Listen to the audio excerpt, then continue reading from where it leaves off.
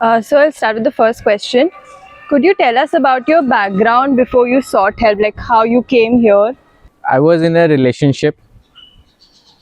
It was a 7-8 months relationship. My parents were against my relationship.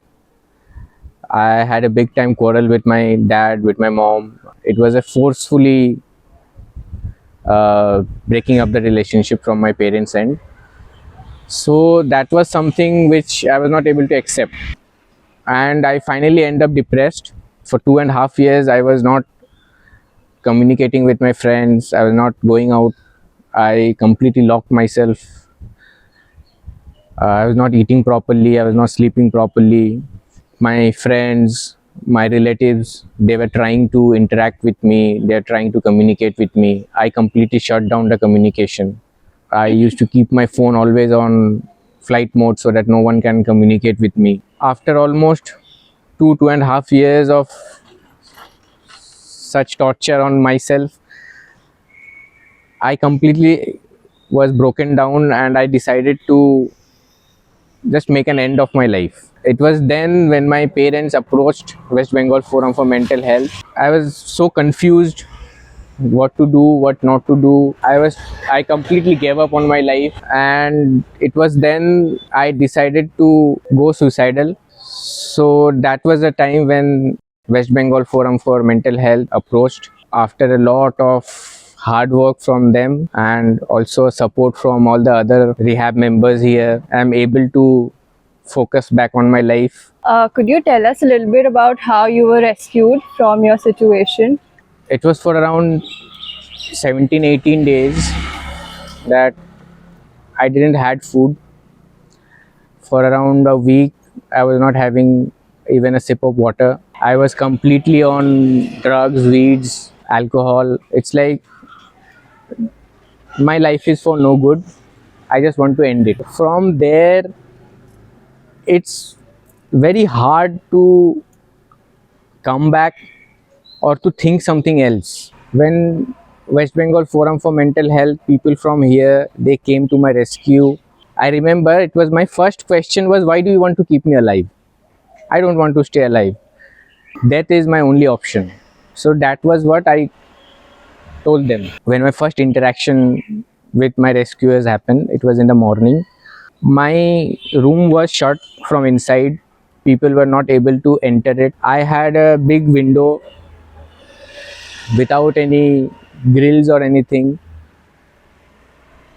and it was on the 16th floor.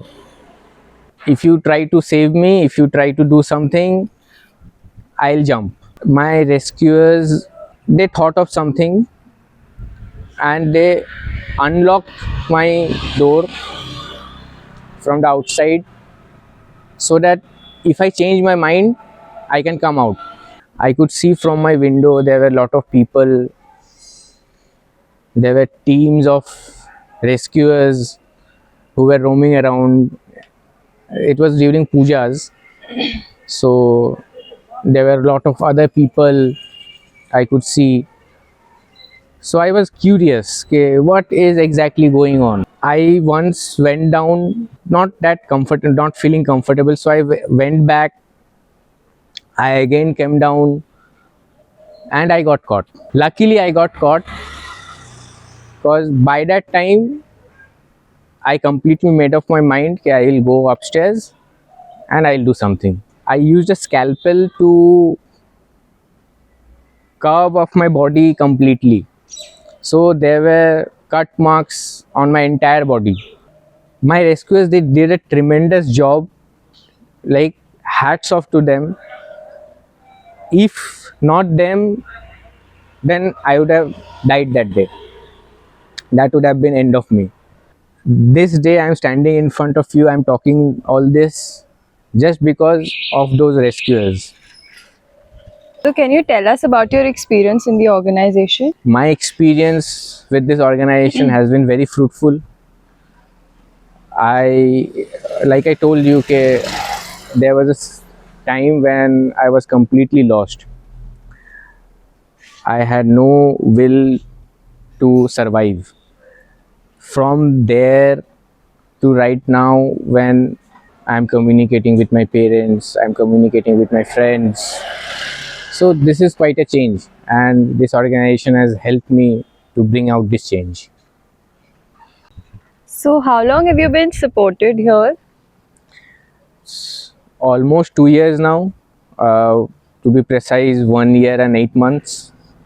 What kind of difference would you say this has brought on you coming to this organization? In one word, I would say I am myself once again. So, would you have to say anything for people who are in the similar situation as you? They find themselves in life threatening situations. So, if anything you would like to say to them from your own experience?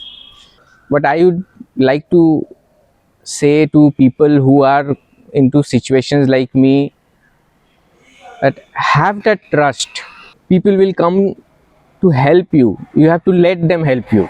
Unless you let them help you, they can't. There is a big barrier which forms, and you just have to take the first step to break the barrier. Once the barrier is broken, so that's it. मेरा नाम प्रकाश बागवार है। मैं sub inspector of Calcutta police. ये घटना 2022 की घटी है, जब मैं पंचायत थाना में सब इंस्पेक्टर के रूप में काम करता था।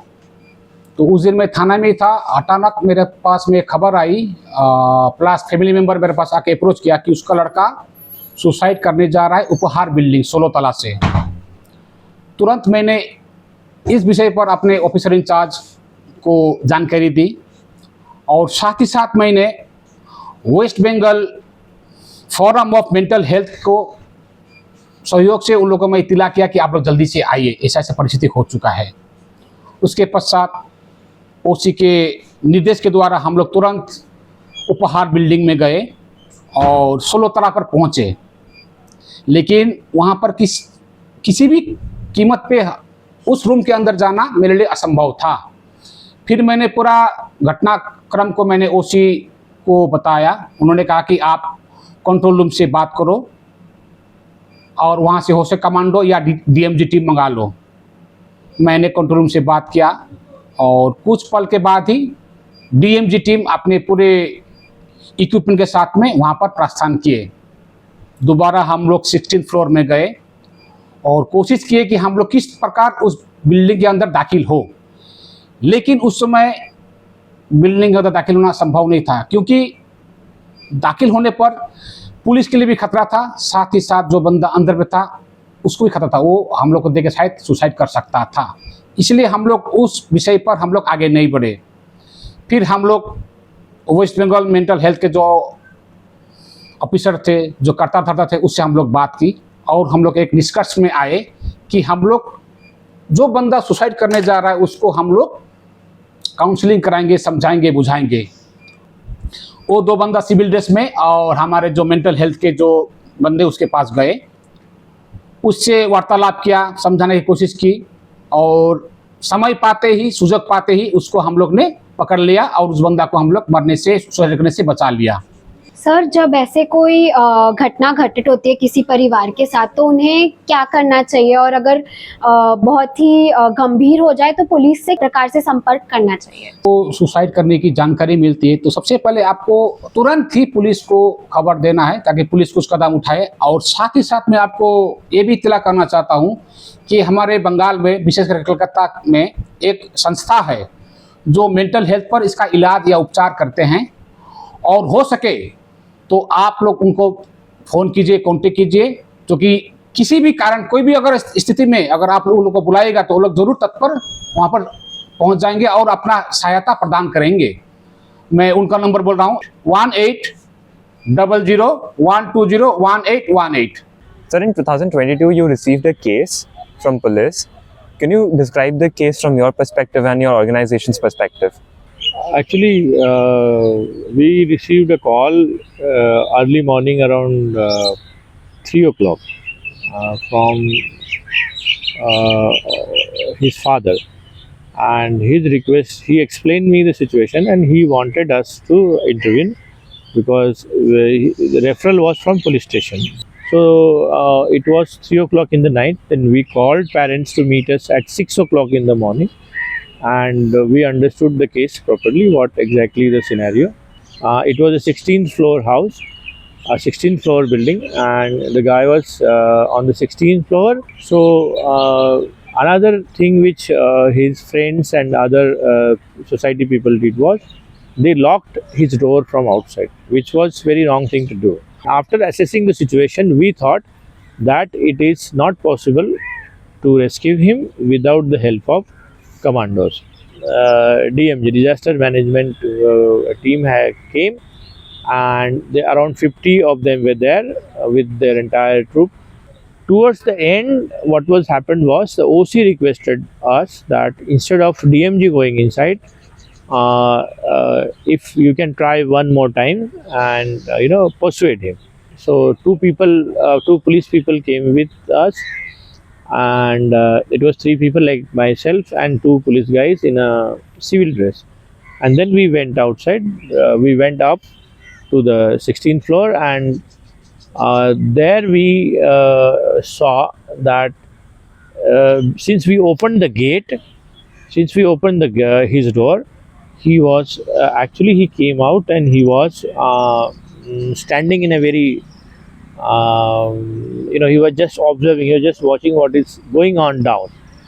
So that time, then I got a chance to talk to him, and then I could, while talking to him, I just moved ahead near to him, and then we grabbed him, and now he is here from last 2 years, and he has gone through a lot of support systems which we could provide him, therapy, then the psychiatric doctor's intervention, and vocational support, then educational support. Like currently he is finishing his course on digital media. Sir, if somebody comes across such cases, then what are the do's and don'ts for it? Whenever somebody come across a life-threatening situation, the first thing to do is make sure that you don't lock the door, etc., from the outside. Too many, people should not gherav that flat or that area where that person has isolated himself.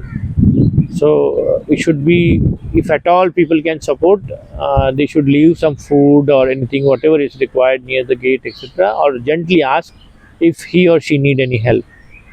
And they should immediately call us, or they should go to the nearest police station, and they should inform them that this is what the situation, and this person needs help or support, so that he or she can be rescued. Sir, in general cases, we see that the patient goes to the doctor by himself. It is because that the patient feels some discomfort, and hence they seek out help because they want to get better, they want to live. But sir, in cases like these where the person doesn't want to live, how do we help them actually, or like how should people help them, because they don't want to live in the first place? See, people when they are taking this kind of extreme steps, they are not taking without any reason. There is a reason. For example, there can be a reason of joblessness. There can be a reason of relationship breakup. There can be a reason of absolute poverty, that there is nothing to eat at home. There is no support. So there can be a number of reasons when people are trying to take this kind of extreme step, or you find them in life-threatening situation. People are in different phases. So if you find people in this kind of life-threatening phases, it is extremely important that they get that crucial support that time. If they get support, they will have this willingness to live again. In most of the cases, people don't get that crucial support, so people commit suicide. That's the reason our suicide rate, if you see, is quite high. So we are basically trying to reach out that during that time of crisis, we can reach out to people, those who need help, and we can rescue them, we can save them, and we can provide them required rehabilitation support.